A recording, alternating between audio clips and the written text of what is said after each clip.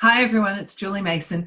Super excited to be with you today, and I want to share with you two book reviews that I've got today. The first one, actually, they're by the same author. I'm just bringing them up now.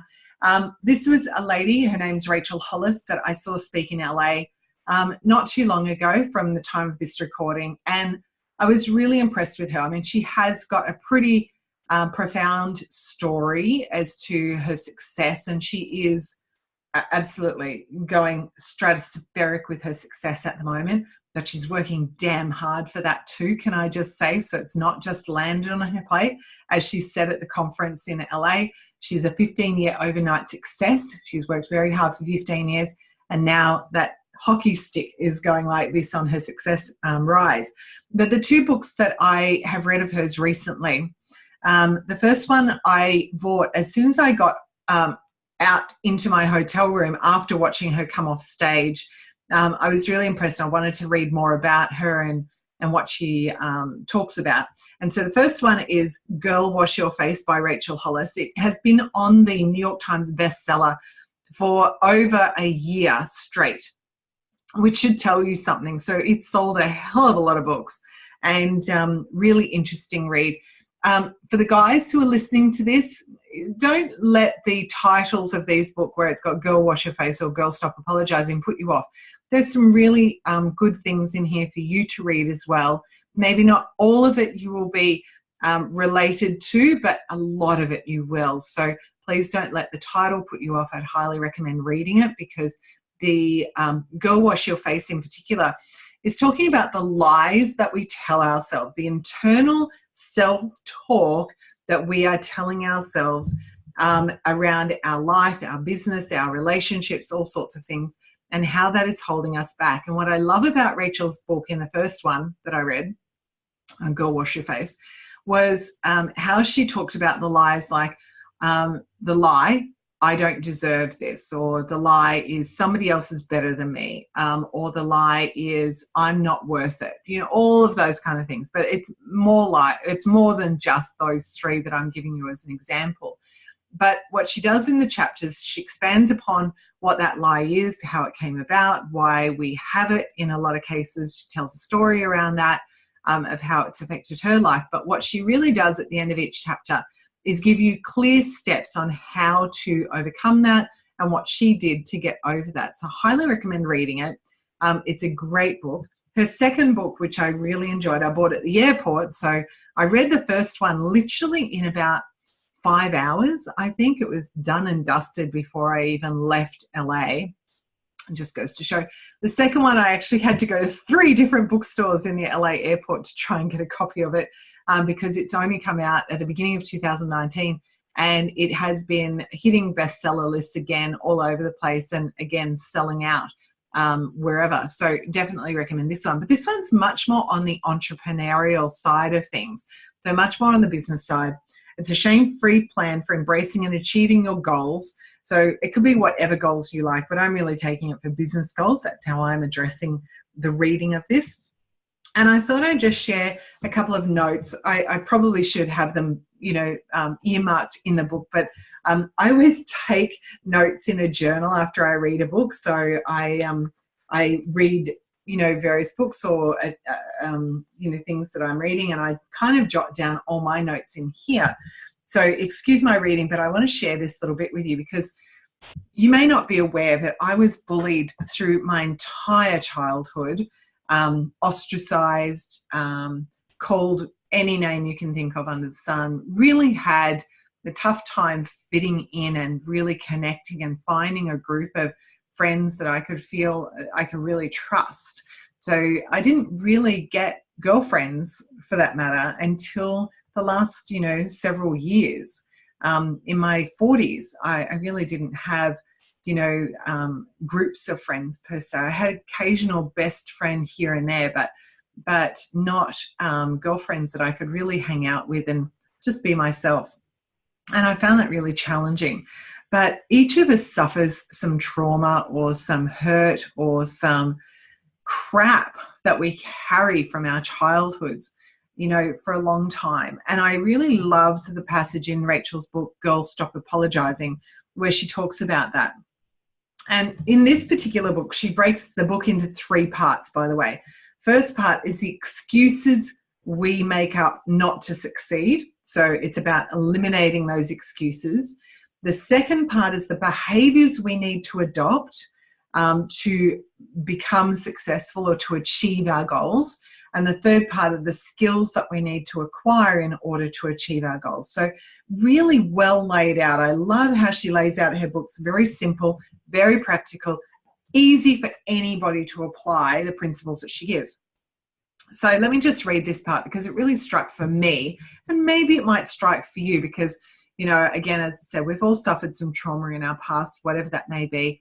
And what Rachel says here is she says, I'm not belittling the trauma we hold from our childhoods. It's so incredibly harmful to walk through trauma, particularly at a time in life when we're so malleable to other people's opinions. But here's the deal. High school's over. You are not a little girl or boy anymore. You cannot keep living your life with a 7th grader's mentality, no matter how painful 7th grade was. You have to decide to take control of your life, and you're going to let all of the other crap fall away because it doesn't matter. Because whoever said the thing to you, your mum, your dad, your sister, your brother, the mean girl, the mean boy in high school, or whoever it was, they don't get an opinion in your life. Oh, there you go. They're not in the ring. They're not in the game. They're not the one taking the punches. That's you. I do know that if the past is still affecting your life today in a negative way, that holding on to it is not helping you. Does it make you feel better about yourself? How is that making you feel? Well, frankly, it's making you feel like crap. Nobody is inspired and making great choices and enthusiastic and excited every day while they're living in a state of not enough. So that was really pungent for me as a message. It really sort of struck home about living in that 7th grader's mentality of wherever we are stuck, whatever that mean girl or mean boy's voice in our head of you're not enough, you know, you're just trash, whatever it might be for you, whatever that trauma is, or for me, the bullying that has been dictating your life. They have no right to your opinion in your life. They're not the one in the ring now, so you need to get rid of them. In other words, clear your head of that trash. Okay, and I really loved this piece as well. So there's 2 other parts that I want to share with you. I'll just check. 3 other parts that I want to share with you from this book. This one also really struck me. It's not a fear of failure that keeps you in this place.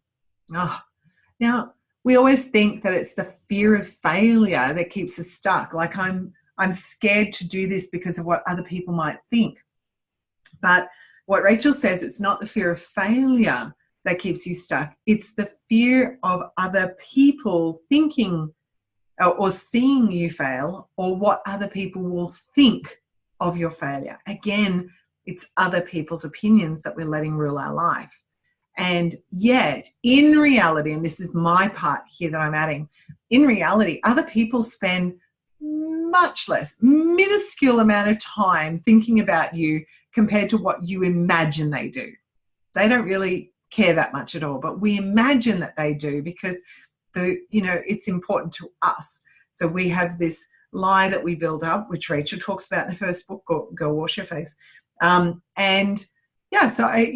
really got to stop renting space in our head to other people's opinions and just be brave and bold and move on with it. All right. Then I really love this passage where she says, when everything is important, nothing is important. Oh, I found success when I learned to focus, and focus requires choosing one thing.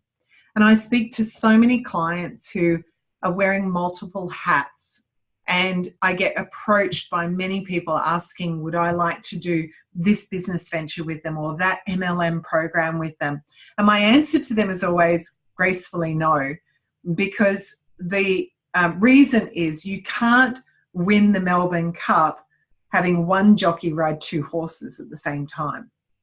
Now just think about that.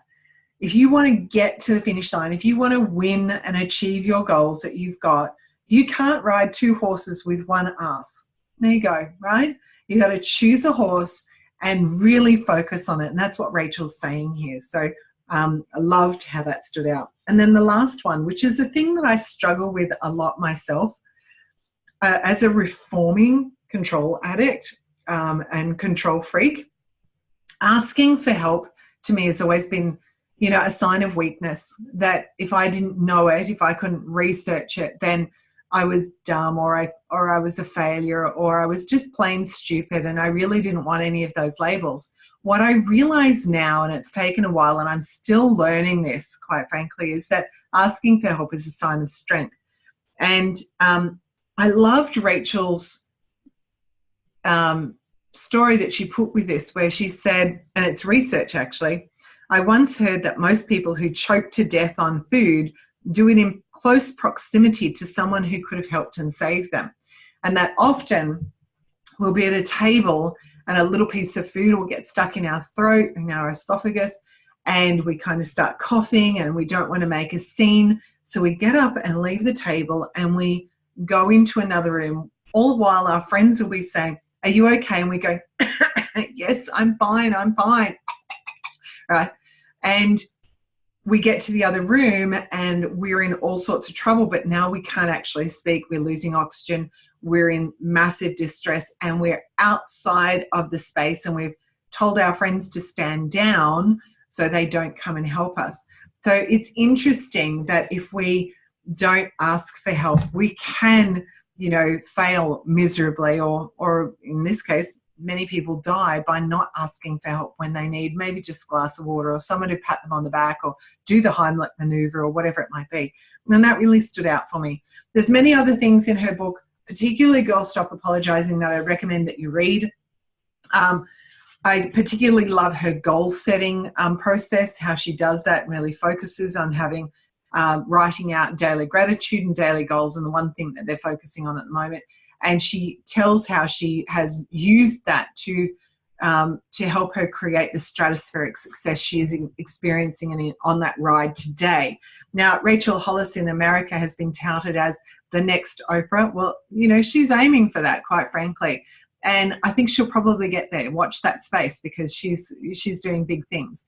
I love her authenticity. I love her down-to-earthness. I love the fact that she is just tells it as it is without, you know, being rude or obnoxious or belittling anyone, but she is on a mission to empower women and men, for that matter, across the world to step into their personal power. And for that, I salute her. Highly recommended books. First one, Girl Wash Your Face. Second one, Girl Stop Apologizing, which is my absolute favorite. Both are great. Highly recommend them. If you've got teenage girls, or you've got, you know, young women who are just stepping into the world, get them those books. I think it would be a great gift for them. And from me to you, that's it for my review this week. 2 books in one review. It's been a bit of a long one, but I hope you enjoy it, and happy reading.